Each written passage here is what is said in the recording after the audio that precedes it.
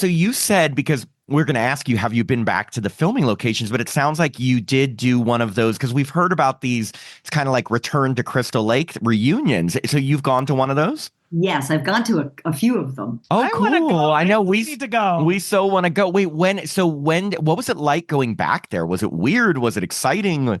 The first time back, it's like, oh my God, it was like the Twilight Zone. It was a bit, but it's a camp. It's a working Boy Scout camp. It's Camp Nobi Bosco. Mhm. So the smell in the air is the same. It's that. So it brought me right back. Oh And yeah. then when I saw everybody like Tom and Tom, that first time was so much fun. It was fun. Some of the fans wanted to know what tree I died on, like leaning up against, and I'm like, That this one, one. That is this so funny. tree. Well, I mean, we know that we of course are asking very detailed questions, but we also understand like it was a long time ago. Like obviously nobody remembers everything, but like I can't even imagine what fans at conventions ask. Like, what were you thinking in that 1 second that you turned Yeah. and did that?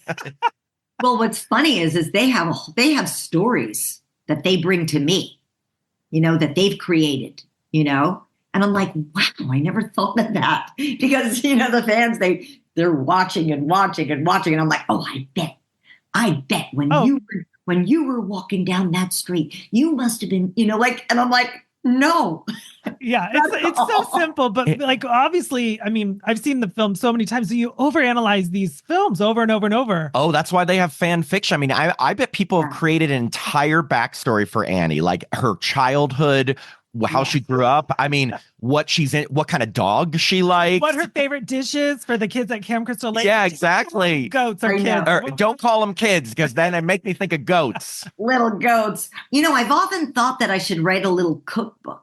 You should. Annie's Annie's cookbook. cookbook.